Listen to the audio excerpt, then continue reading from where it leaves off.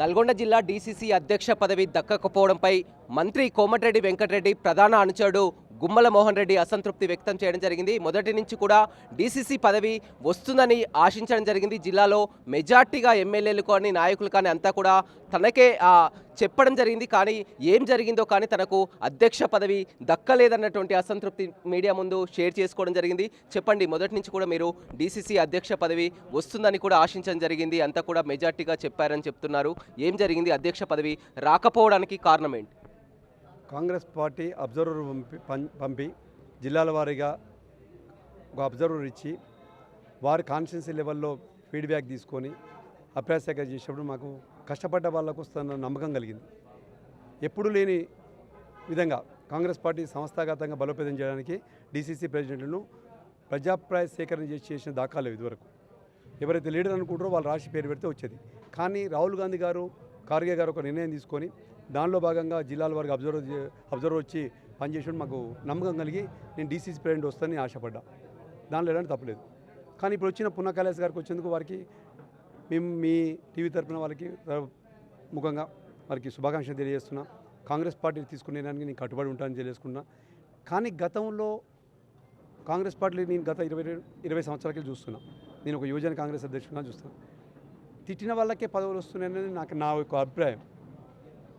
గతంలో ఒకతనికి ఒక వర్గాన్ని తిడితే ఆ వర్గం తిట్టినందుకు ఎమ్మెల్సీ పదవిని అడగదు, ఇంకొకరు తిడితే ఈరోజు ఈ పదవి ఇవ్వడం జరిగింది అని నాకు అనిపిస్తుంది. వీళ్ళు సొంత పార్టీ వాళ్ళని తిడితే పదవి వస్తుంది అనిపిస్తుంది. కానీ ప్రతిపక్ష పార్టీ తిడితే రావాలి నాకు పదవి. నేనేమో గీత గీసుకొని నల్లగొండలో హెడ్ క్వార్టర్లో ఉండి శంకర్ నాయక్ గారు డీసీసీ అధ్యక్షుడు అయిన తర్వాత వారితో కోఆర్డినేట్ చేసుకొని ఉత్తల్ పార్టీ వాళ్ళతో మాట్లాడకుండా జెండా పట్టుకొని వాళ్ళకి ఎదురుగా నిలబడి మేము పనిచేసినప్పుడు వీళ్ళు ఎక్కడున్నారో మాకు తెలియదు. కానీ వాళ్ళు ఎమ్మెల్సీ అవుతారు, డీసీ అధ్యక్షులు అవుతారు, కార్పొరేషన్ చైర్మన్ అవుతారు, జెండా పట్టినప్పుడు కార్పొరేషన్ చైర్మన్ అవుతారు. మేము మాత్రం జెండా పడితే కావట్లేము. అంటే తిడితేనే అవుతారు అనేది ఒక నా అభిప్రాయం. కానీ ఏం జరిగింది? మీరు అన్నట్లు కూడా గతంలో కాకుండా కూడా ఏఐసీసీ పూర్తి స్థాయిలో కూడా మొత్తం అంతా కూడా మండలాల వారికి అందరి అభిప్రాయ సేకరణ తీసుకుంది కదా. నా పేరు రెడ్డి, నాకుంది రెడ్డి. ఆ రెడ్డి నాకు గుదిబండి అయింది. వర్కర్కు రెడ్డి కావడం మైనస్ అయిపోయింది. నువ్వు మంచోనే కానీ నీ కులం అడ్డం వస్తుంది అంటారు. మరి పనికి మంచి పని చేసినప్పుడు చెప్పారా? విధంగా చెప్పారా మీకు? అంతే కదా. ఇప్పుడు అభిప్రాయం ఏమంటారు? ఉన్నటువంటి ఉమ్మడి జిల్లాలో ఉన్నటువంటి ఎమ్మెల్యేలు, ఎంపీలు మేజర్గా రెడ్డిసే ఉన్నారు. దానిలో భాగంగా ఇప్పుడు ఇద్దరికి డీసీసీ అధ్యక్షులు బీసీ ఇచ్చారు, ఒకరికి ఎస్సీ ఇవ్వడం జరిగింది.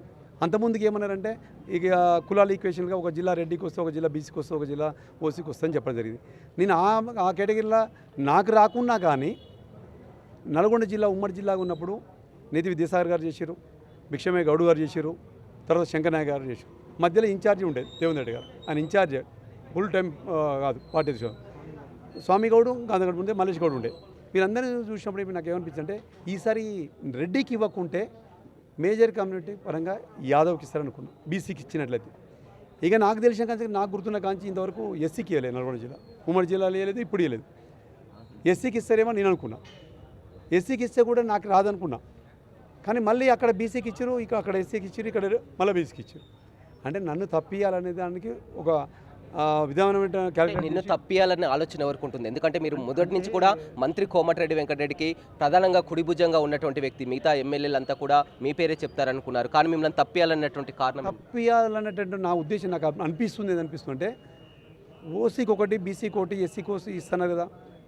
నాకు ఇవ్వకపోవడానికి కారణం ఏంటంటే మరి వేరే కాడ ఓసీకి ఇస్తే ఇక్కడ అనుకుందాం మనం. కానీ నేను కాలుముఖ్య నైజం నాది కాదు, బ్లాక్మెయిల్ చేసే నైజం నాది కాదు. వీడు మాకు వచ్చి దండం పెడతలేడో, దశకం పెడతలేడో అనుకుంటూ ఉండొచ్చేమో వాళ్ళు. అది కూడా ఉందేమో అని నాకు అనిపిస్తుంది. నేను ఎవరి దగ్గర పోయి అన్న నాకు అవకాశం ఉంటే చెప్పమని చెప్పిన, అందరు ఎమ్మెల్యేతో మాట్లాడడం జరిగింది. అన్న చెప్పమని చెప్పినప్పుడు నీ పేరే చెప్తున్నా అని చెప్పి కానీ నా పేరు చెప్తలే నాకు తెలియదు. తర్వాత అంటే నేను తప్పియాలనుకున్నప్పుడు చెప్పొచ్చు కదా.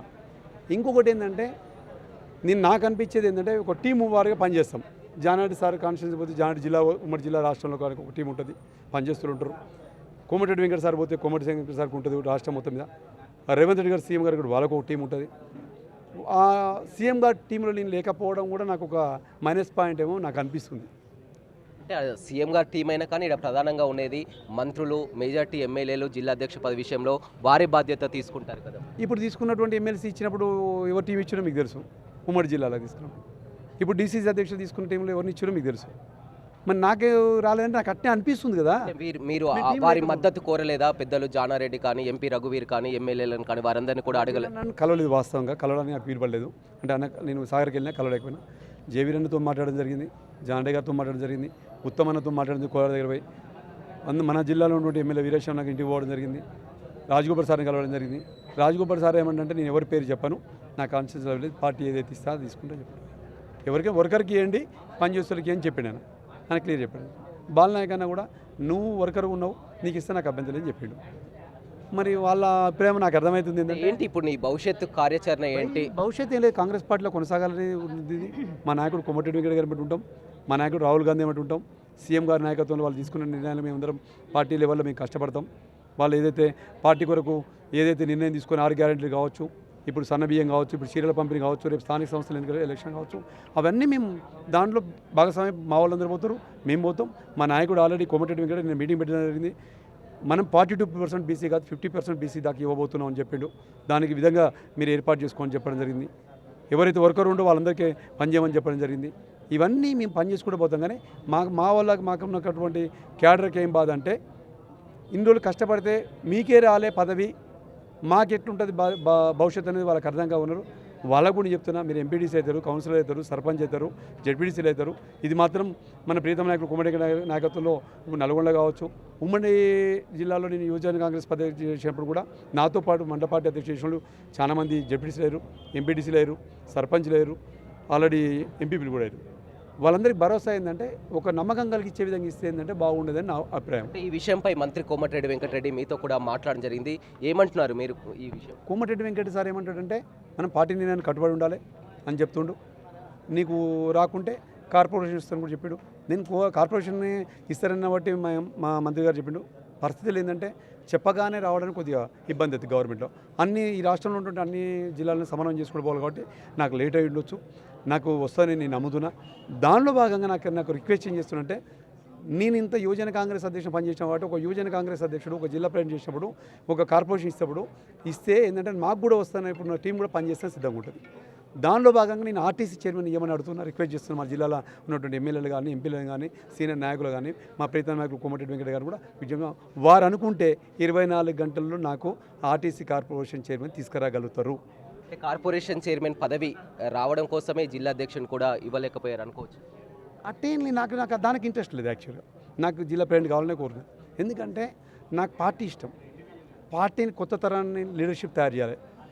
నాకున్నటువంటి ఒక ఏకైక లక్ష్యం, నా బిజినెస్ ఏంటంటే ఓట్ల బిజినెస్. అంటే కొంతమంది రకరకాల బిజినెస్ చేస్తాం. నేను మేజర్ 90% నేను ఓట్ల గురించి ఆలోచిస్తాను. ఎప్పుడైతే ఎలక్షన్లు వస్తాయో ఎవరైతే మనకు ఓటు వేస్తారో వాళ్ళకి సర్వీస్ చేయాల్సిన బాధ్యత నాది. మనం నమ్మి వెంకటసారి గారి నాయకత్వంలో మా కాన్స్టిట్యూషన్ నేను నమ్మి ఓటేసిన వాళ్ళకు, వాళ్ళు వేసినా కానీ కొంతమంది అటు ఇటు పోయినా కానీ వాళ్ళకు బాధ్యత, ఓటేసిన నమ్మకం ఉన్నటువంటి వాళ్ళకు మనం పనిచేయాల్సిన బాధ్యత. కానీ నేను ఒకటే నిర్ణయించుకున్నా, ఒకటి కాంగ్రెస్ పార్టీ ఉన్నటువంటి క్యాడర్ కూడా చెప్తున్నా, మీరు అతి చూచి మాట్లాడేటప్పుడు అవతల పార్టీని తిట్టకుండా మన పార్టీని తిడితే 10 వస్తే నాకు అర్థమైంది. అంటే నిన్నటి నుంచి కూడా మీ గ్రూపుల్లో కానీ, మీ కార్యకర్తలు, మీ క్యాడర్ కానీ చాలా రకాల కామెంట్స్ కూడా చేస్తున్నటువంటి పరిస్థితి కనిపిస్తుంది. మంత్రి కోమటిరెడ్డి వెంకటరెడ్డి, రాజగోపాల్ రెడ్డి అనే కానీ నాగార్జున సాగర్ నియోజకవర్గ పదవి రాకుండా కూడా అడ్డుకున్నారు జానారెడ్డి అని కూడా వ్యాఖ్యలు చేస్తారు. లేదు, ఇది నేను అనుకుంటున్నా, ఇది అధిష్టానం నిర్ణయం తీసుకుంటవచ్చు. దాంట్లో కమిటీ మెంబర్లు ఉంటారు, పిసిసి అధ్యక్షులు, సీఎం గారు, డిప్యూటీ సీఎం గారు, అలాగే ఉత్తమ్ సార్ ఉన్నాడు, అలాగే మన మీనాక్షి నటరాజన్ గారు, బట్టి సారు, సీఎం గారు, రేవంత్ రెడ్డి గారు, వీళ్ళందరి సమక్షంలో ఒక టీం ఉంది. ఆ టీం సెలెక్షన్ చేసేటప్పుడు వాళ్ళకు కుల సమీకరణ కావచ్చు, ఉన్నటువంటి పరిస్థితులు, రాజకీయ పరిస్థితి కావచ్చు, అన్నీ చేసి ఉంటారు. కానీ నాలాంటి వాళ్ళు కొంతమంది నిరుత్సాహపడతారు. నిరుత్సాహపడంటే మాత్రం పార్టీ ఆగదు కదా, పార్టీ కూడా పనిచేయాల్సిందే కదా. ఒక్కొక్కటే పోస్ట్ ఉంటుంది, అది ఒక్కరికే వస్తుంది. నిరుత్సాహపడ్డంత మాత్రం అది కరెక్ట్ కాదు. మా వాళ్ళందరూ కూడా చెప్తున్నారు, రిక్వెస్ట్ చేస్తున్నా మీ ముఖంగా, వారు ఏమని వేరే విధంగా మెసేజ్లు పంపకండి. మనం నిజమైన నికార్సైన కాంగ్రెస్ పార్టీ సైనికులము. గవర్నమెంట్ లేనప్పుడే టీఆర్ఎస్ వాళ్ళు ఎన్ని ఆ రోజు కేసీఆర్ ఎన్ని కేసులు పెట్టినా కానీ మనం ఎక్కడ కూడా జంగ కూడా పనిచేసినాం. ఇప్పుడు మనం వేరే విధంగా మెసేజ్ పెడితే బ్యాడ్ మెసేజ్ పెడితే వాళ్ళకి చులకనవుతాం. దయచేసి మీరు మెసేజ్లు కూడా బంద్ చేయండి ఈ సందర్భం చెప్తాం. రైట్, చూడొచ్చు జిల్లాలో పార్టీ మొదటి నుంచి కష్టకాలంలో ఉన్నప్పటి నుంచి కూడా కాంగ్రెస్ పార్టీ నాయకునిగా కూడా జెండా మోసి కూడా పార్టీని మొత్తం కూడా మోసుకుంటూ వచ్చాము. కానీ ఇవాళ జిల్లా అధ్యక్ష పదవి వరిస్తుంది అనుకున్నా కానీ అధ్యక్ష పదవి రాకపోవడం పట్ల కూడా అసంతృప్తిగా ఉన్నా కానీ మంత్రి కోమటిరెడ్డి వెంకటరెడ్డి తలుచుకుంటే ఖచ్చితంగా తనకు కార్పొరేషన్ చైర్మన్ పదవి కూడా రావడం ఖాయం. ఆర్టీసీ కార్పొరేషన్ చైర్మన్ పదవి వస్తుందని ఆశిస్తున్నానని గుమ్మల మోహన్ రెడ్డి చెప్తున్నారు. వినోద్ రవితో రమేష్, బిగ్ టీవీ, నల్గొండ.